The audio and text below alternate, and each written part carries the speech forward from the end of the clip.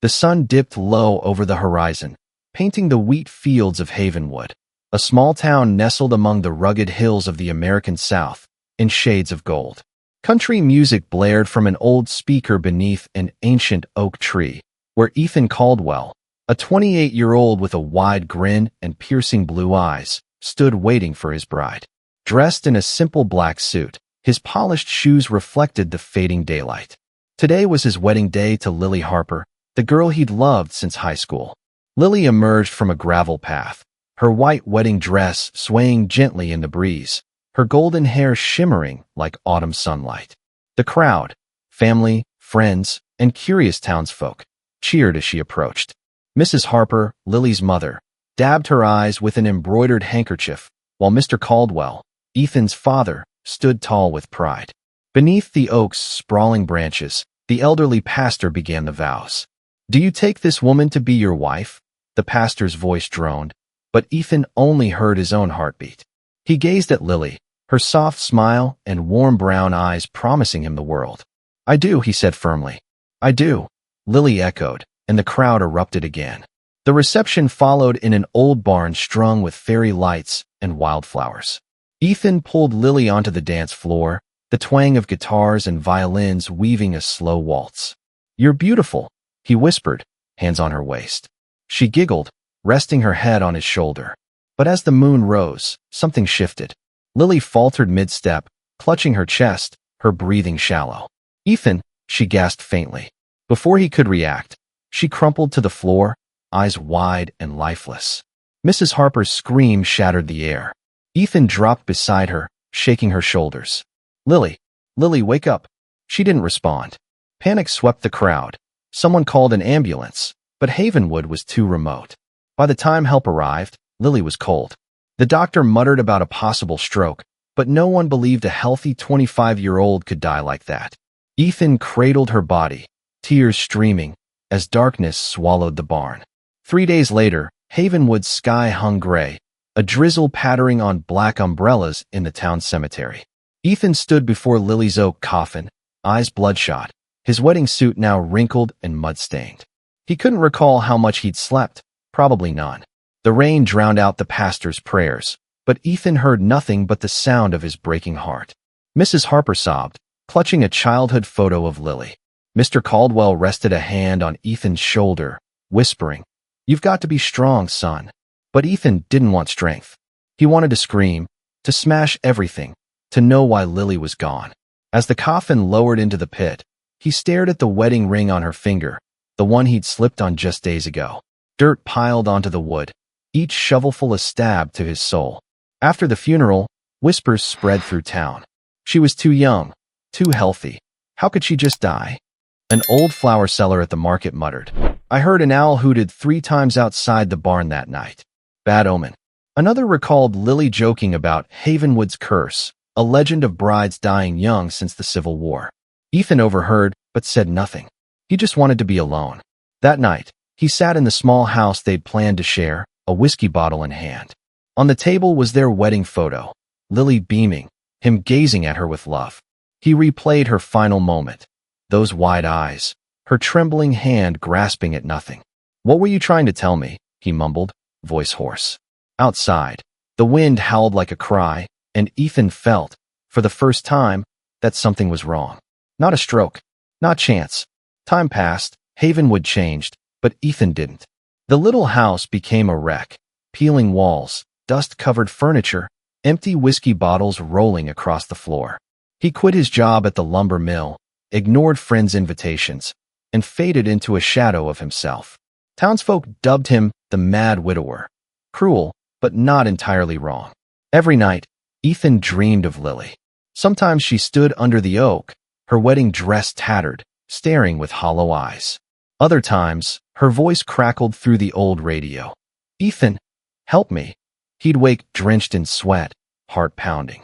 He started jotting the dreams in a notebook, hoping for meaning, but the more he wrote, the more he felt unmoored. One rainy afternoon, Tommy, his high school buddy, stopped by. "You can't keep living like this, Ethan," Tommy said, gesturing at the kitchen trash. "Lily wouldn't want this." Ethan gave a hollow laugh. "You don't get it. She's still here, Tommy. I feel her. Tommy shook his head, left a sandwich, and walked out. Ethan didn't touch it. He wasn't hungry. He craved answers. That night, flipping through his notebook, he heard a knock. He opened the door. No one. Just a white veil on the doorstep, identical to Lily's wedding one. The wind was still. Where had it come from? Ethan picked it up, hands shaking. The faint scent of lavender, Lily's perfume, lingered. He collapsed, tears spilling. Lily, he whispered, what are you trying to tell me? The veil was a spark. Ethan dug through Lily's things. Old letters, photos, her diary tucked in a drawer. It was short, a few handwritten pages, but the last entry chilled him. Dreamed of a woman in black under the oak last night. She said I wouldn't survive my wedding night. Probably just a nightmare. Below was a scribbled, eyeless face. Ethan didn't believe in ghosts, but Havenwood brimmed with odd tales. He drove to the town library, a musty old building. Mrs. Miller, the elderly librarian, peered over thick glasses. What are you after? She asked. Legends about brides, he replied. She frowned, then fetched a leather-bound book, Havenwood's Hidden History. It detailed Abigail Crane, a witch burned alive in 1863 after killing 3 brides on their wedding days, cursing the town. Every happiest bride will die by my hand. Ethan's heart raced. Abigail was buried under the oak, where he and Lily had vowed. Coincidence? He asked Mrs. Miller, you believe this? She smirked. Believe what you want. But I've heard Tommy mention your dreams. Be careful, Ethan. Sometimes the past doesn't sleep. Ethan returned home, mind reeling. If Abigail was behind Lily's death, if it was a curse, he had to act. He couldn't leave her in the ground with that secret. The idea of digging her up hit him. Insane, but unshakable. He recalled her wide eyes that night, pleading. A storm rolled into Havenwood that night. Thunder roared. Rain pounded like it meant to drown everything. Ethan stood in the garage, shovel in hand, staring at his old pickup. He knew the cemetery wasn't locked at night. No one in town dared disturb the dead. But he had no choice. He drove through muddy roads, the radio crackling to life with static and Lily's voice. Ethan, underground, so cold. He slammed the brakes, the truck skidding. Lily, he shouted, but the radio fell silent. It was the final sign he needed. He'd dig her up, even if it cost his life. The storm raged as Ethan parked his pickup by the cemetery's rusted iron fence. Headlights pierced the rain, illuminating crooked tombstones like silent specters. He killed the engine, but its rumble echoed in his mind, blending with thunder. His grip tightened on the shovel, breath ragged. What am I doing? He wondered, but Lily's wide eyes drove him forward. He stepped out, rain lashing his face, chilling. His denim jacket soaked through, but he didn't care. He trudged through the gate, boots squelching in mud.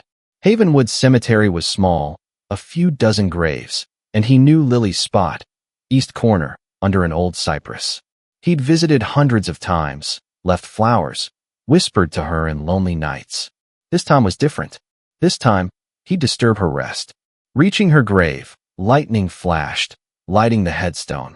Lily Harper Caldwell, 1998 to 2023, beloved wife. Ethan knelt, touching her name, rain mixing with tears. I have to know, Lily, he murmured. He stood, drove the shovel into the earth. Metal struck soil with a harsh clang, a declaration against the dark. Digging in rain was brutal. The wet earth clung heavily to the shovel. But Ethan didn't stop. Each thrust cut into the past, a step closer to truth. He panted, sweat mingling with rain, hands trembling from cold and adrenaline. When the shovel hit wood, he froze. The coffin. He'd reached it. Ethan stood over the pit, staring down. Lily's oak coffin emerged from the muddy earth, its dark lid streaked with moisture. Rain drummed like a heartbeat, drowning all else. A chill ran down his spine, not from the weather, but something deeper, as if the cemetery breathed with him. He knelt by the hole, hands shaking on the lid. Lily, he rasped. If you hear me, give me a sign. I won't do this if you don't want me to. Only the wind's howl answered. He took a deep breath, grabbed a crowbar from his jacket, a tool he'd brought without daring to think he'd use. He wedged it into the lid seam, prying upward. The wood groaned, a dry, eerie sound like a moan from within. Ethan gritted his teeth, heart hammering. He didn't want to imagine what he'd find. Bones, decayed cloth, or worse. But he couldn't stop. With a loud crack, the lid flipped open, revealing darkness inside. He flicked on his phone's flashlight, its weak beam cutting through. At first, he saw only yellowed satin lining. Then, clearer, Lily lay there, hands crossed, still in her white wedding dress, now mud-stained. But what stole his breath wasn't the dress, it was her face. Pale, almost glowing under the light, untouched by decay. Her golden hair still soft, as if combed that morning. Ethan stumbled back, nearly falling. "No way," he muttered. "No way." Ethan stared at Lily, mind spinning. 13 years underground. No air, no light. She should be bones. Yet there she lay, beautiful as a statue, time passing her by. He knelt closer, hands trembling on the coffin's edge. "Lily," he called, voice breaking. No response. Just the rain's steady patter and his ragged breaths. Then he saw it, more horrifying. Her eyes were open. Not closed as he'd kissed her goodbye at the funeral. Wide open, staring upward, deep brown irises reflecting the flashlight like gems. Ethan yelped, retreating, dropping his phone into the mud. "God," he whispered, clutching his head. "What's happening?" He retrieved the phone, lights sweeping her face again. The eyes didn't blink, but now he saw they weren't empty. A strange life flickered within. He leaned closer, fear screaming inside. "Lily, are you alive?" he asked, trembling. No answer, but her lips twitched, slight, almost imperceptible. Ethan's blood ran cold. He wanted to run, to scream for help, but his feet rooted. He recalled her diary, the woman in black, the curse under the oak. "Abigail," he muttered. "You did this, didn't you?" As if in reply, a gust tore through, shaking the cypress, and somewhere in the dark, he heard a faint laugh, cold, inhuman. Ethan lost track of time beside the coffin. Rain fell, but he no longer felt the cold. His senses locked on Lily, her open eyes, her twitching lips. He leaned close, feeling the chill radiating from her. "Lily, talk to me," he pleaded. "What happened that night?" Then it came. A faint whisper escaped her lips, like wind through leaves. "Ethan, so cold." He jolted, nearly falling back. It was Lily's voice, soft, sweet, now laced with despair. "Lily," he shouted, grabbing her shoulders. Her body was stiff, icy, but he didn't care. "You're alive? I'll get you out." He hugged her, meaning to lift her, but as his hands brushed her neck, he found something odd. Beneath the dress, a small, fresh red scar marked her collarbone, a cut he didn't remember. That night, there'd been no blood, no wound. "Who did this to you?" he asked, but she didn't answer.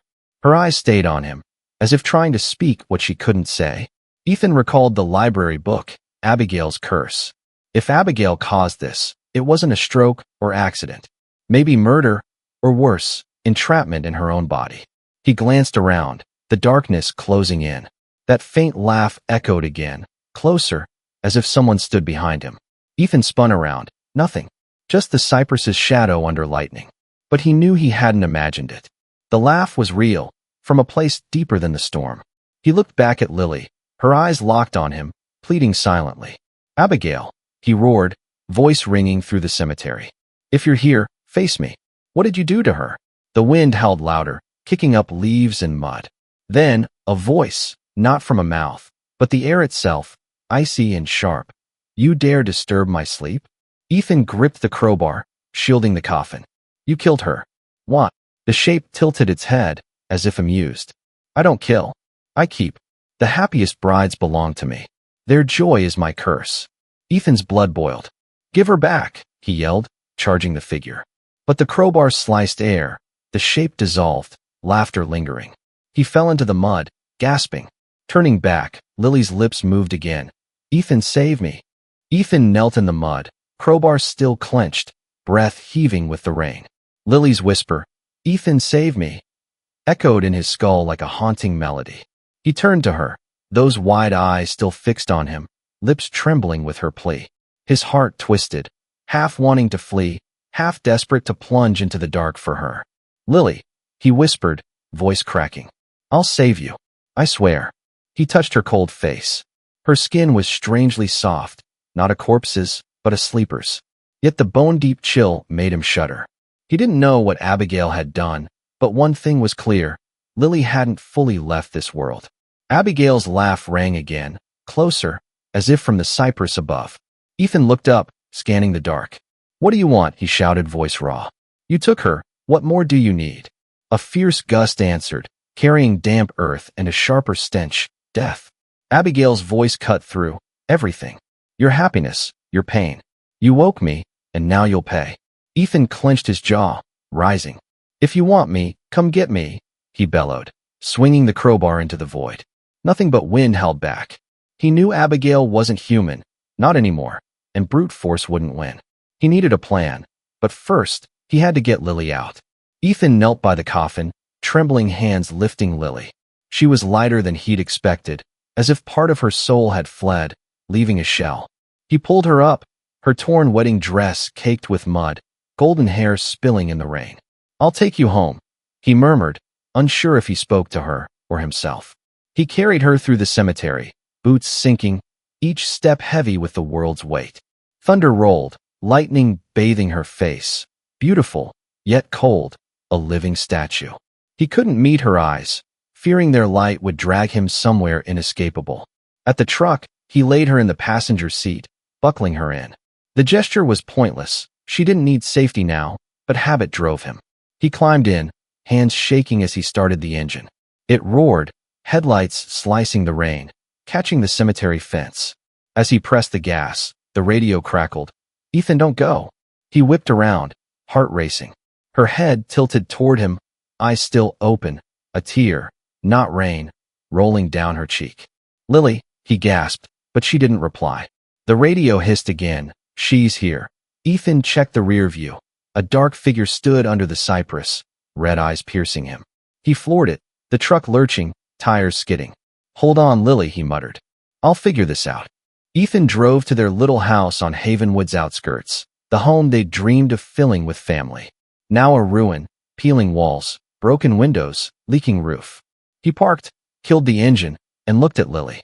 She sat still, staring ahead, eyes unblinking. He didn't know if she was aware, but he couldn't leave her in the truck. He carried her inside, setting her in the old armchair. The dim lamp cast light on her pale face, highlighting purple lips. He knelt, taking her icy hand, squeezing. "I'll find a way," he said. "I'll break this curse." He rummaged drawers, pulling out Lily's diary and Havenwood's hidden history. He flipped to Abigail Crane's page, reading closely. Burned for killing 3 brides, she'd cursed the town. "Every happiest bride belongs to me." Ethan recalled Lily's wedding smile, radiant, joyful. "So she targeted you," he muttered. The storm raged outside. A knock sounded at the door, startling him. He grabbed the crowbar. "Who's there?" No answer. He opened it. Darkness and rain. Turning back, a black handprint smoked on the wall, small, feminine. Ethan stared at the handprint, heart pounding. It wasn't there before he opened the door. He was sure. He touched it, ice cold, like carved frost. "Abigail," he whispered. "You're here, aren't you?" Wind whistled through broken windows, carrying that faint laugh from the cemetery. He glanced at Lily, still motionless, but her eyes seemed to follow him. "Lily, do you see her?" he asked, knowing she couldn't answer. Then her hand twitched, slight, almost invisible. Her finger pointed to the book. Ethan grabbed it, rereading Abigail's page. Under dim light, he spotted new detail. "The curse breaks only with the blood of its awakener." "Blood of the awakener," he murmured. "Me?" He dug up Lily, roused Abigail. He eyed his hand, picturing a blade slicing. If it freed Lily, he'd do it. But he needed certainty. He fetched his father's old hunting knife from the kitchen. Returning, the handprint was gone, but the air grew thick, as if someone breathed down his neck. He spun. Nothing, yet the feeling lingered. Ethan stood before Lily, knife in hand, lamp flickering, casting his shadow long. "If my blood can save you," he said, "take it." He raised the blade to his wrist. Before he could cut, a whisper, not from the radio, but her lips. "No, Ethan, don't." He dropped the knife, kneeling. "Lily," he choked. Her lips moved slowly, each word a struggle. "She wants your soul." Her voice faint, but real. Tears welled in Ethan's eyes. "You're talking to me? Really?" No reply, but her eyes flared, the Lily he knew. "You must find the oak," she rasped. Where she began. Ethan nodded, half understanding. The oak, where they'd vowed, where Abigail was buried. The key? Outside, darkness tightened, Abigail's laugh louder, as if she stood nearby. Ethan gripped Lily's hand. "I'll end this," he said. "Even if I die, I'll save you." Ethan stood in the house, knife tight in hand, eyes on Lily. Her whisper, "Find the oak," rang in his mind. The storm had eased, but the air hung heavy, Havenwood holding its breath. He knelt, touching her cheek. "I'll be back," he said, voice steady despite his trembling heart. Her eyes flickered faintly, a goodbye. He grabbed his jacket and crowbar, his only weapons against Abigail. One last look at Lily, then he stepped out. Rain had stopped, but wind bit his skin, carrying earth and decay. He drove through muddy roads to the field where the oak loomed, where he'd married Lily, where Abigail was buried, and now, maybe, where it'd end. He parked, stepping into soft earth under the gnarled oak, its broken branches clawing the moonlit sky. A chill enveloped him, not wind, but the place itself. "Abigail," he shouted, voice echoing. "I'm here. Face me." Wind roared, swirling leaves. From the tree's shadow, Abigail emerged, black as ink, red eyes glaring. "Come to die," her voice sliced, cold and sharp. Ethan gripped the crowbar. "No," he said. "I've come to take her back." Abigail glided from the shadow, not walking but floating, a wraith untouched by earth. Her form wavered, but her red eyes burned through Ethan. His legs shook, but he held firm. "You took Lily," he growled. "Why? Why her?" Her laugh cut like a blade. "Because she was happy," she hissed, venom dripping. "I was robbed of joy, burned alive under this tree. I swore every happy bride in Havenwood would be mine. Her soul is mine, and now you will be too." She raised a hand, black mist rising, coiling toward him.